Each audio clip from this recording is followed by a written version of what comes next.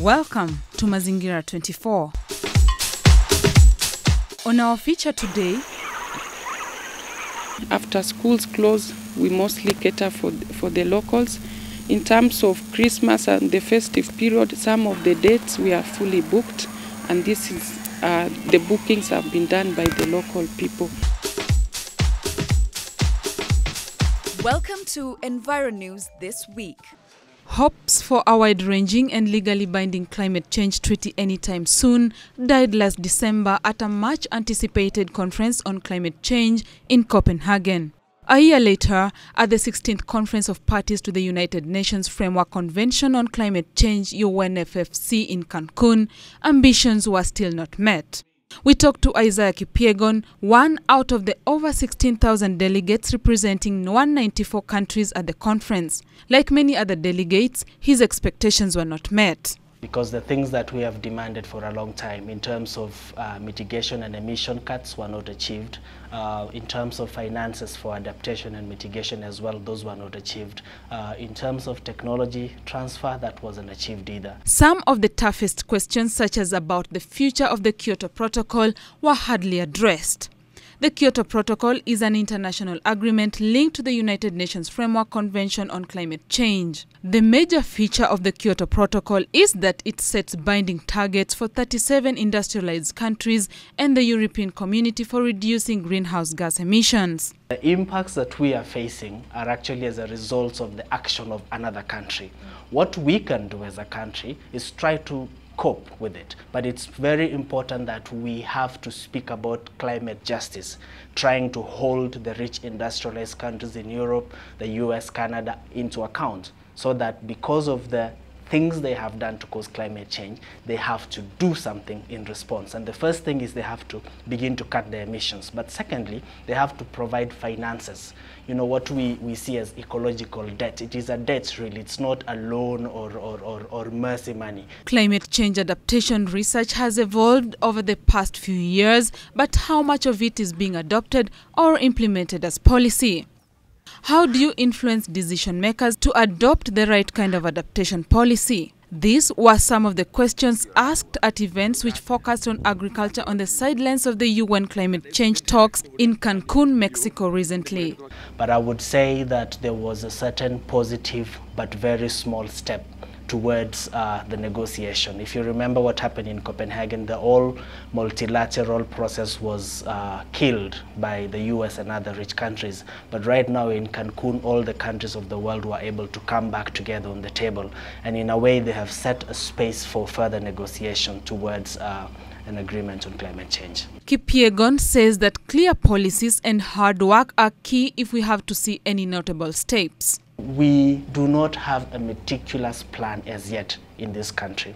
I know we now have a policy on disaster and risk reduction, which is helping a lot. It is new, but generally we need more, just to ensure that the people that are more vulnerable are protected from the impacts of climate change. Given the global nature of climate change, a well-designed, binding international agreement would allow countries to exploit the most efficient opportunities to cut carbon. I think climate change affects society in totality.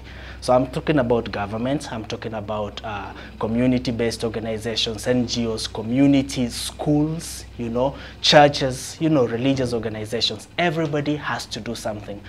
Climate change will not discriminate. It will actually impact everybody. Of course, the only difference is that the poorer you are, the more vulnerable you are.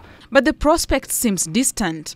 It surely won't happen until the United States and other industrialized countries tackle their own carbon emissions, preferably with legislation.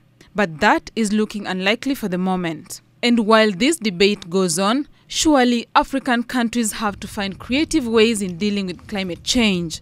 For example, food security has been equated with the availability of maize. But according to Kipyegon, he warns that this is an old-age strategy that must be gotten rid of and new adaptation strategies put in place in relation to the ever-changing weather patterns. You know, what climate change demands of us is to diversify our production, for example, because the normal rain-fed agriculture and the normal production we have had for many years can no longer be sustained. I think we need to think a lot more about how much quantity and quality of food we can have as a country under the stressful weather patterns that we are experiencing. Scientists in the Intergovernmental Panel on Climate Change have warned that climate change and its effects will get worse, hence the need to act fast by all in the society. In the past conferences on climate change, countries known to be emitters of greenhouse gases have been said to have held at ransom important decisions which subsequently have delayed major steps being taken to reduce carbon emissions, a fact Kipyegon says needs to change. Yes, it will work as long as we push harder, as long as we are clear on what the message is and we understand the impacts of climate change. We have to believe that it will work, but we have to work hard to ensure that we have an agreement. Mutungi, who chaired the task force on the climate change bill, says unless the Kenyan government pulls up its efforts in ways which it deals with implementation policies, then just like many other superb projects in the past that were only great on paper, climate change bill may surely come to naught. Kenya is accused of being very good in developing papers, super strategies, super policies, but on the other hand, implementing very few of them. For now, as the dust settles after the Cancun conference, the government and other key players must make a careful analysis on its policy implementation. Legal notice number 44 of 2005 on potato industry, management of the potato industry and the marketing of the potatoes themselves has not really seen the necessary enforcement. Now, when it comes to climate change, it is more or less the same. And unless there is renewed commitment towards implementation of legislations in this country, then I fear to say that we may not see anything much different.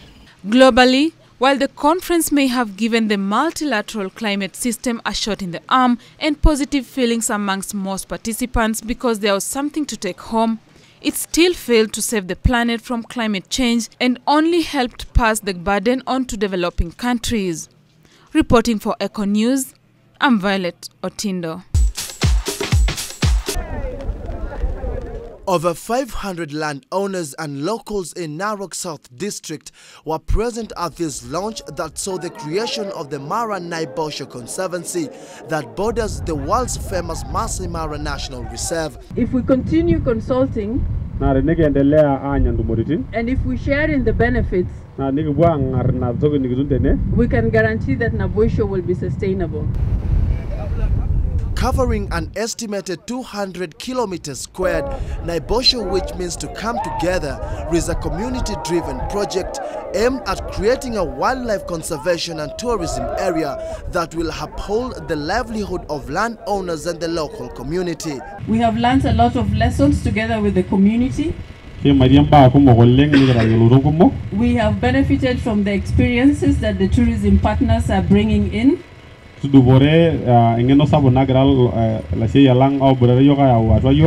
just to re-emphasize, we are not going to move forward if we don't carry forward together.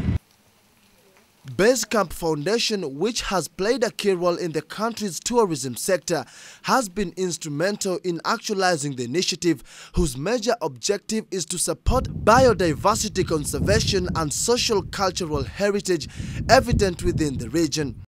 Many people did not understand what a conservancy was, and now I'm very happy that the understanding is there and the success is coming. For you landowners as individuals, you'll be earning an income directly from your land inside the conservancy every month. The initiative also seeks to generate income and create employment for the local community through tourism-oriented activities with other added advantages such as healthcare, green energy, education and skill training coming their way as this tourist destination grows. In the long run, Basecamp Foundation intends to partner with Mara Naibosho Conservancy in the development of a strategy that will aid in the running of the Koyaki Guide School. Mara Naibosho Conservancy demonstrates an equitable and sustainable partnership between the Maasai community in the area, tourism investors and conservationists. the involvement of leading tourism companies such as Base Camp, Game Watchers and Safari and Porini camps in the Conservancy is a clear indication of the tourism potential found within the region. Reporting for Eco News, I'm Patrick Igunza. As always, Mazingira is all out to inform, educate and bring you the latest news and features in the science world. Mazingira Mtaani will be back after the break.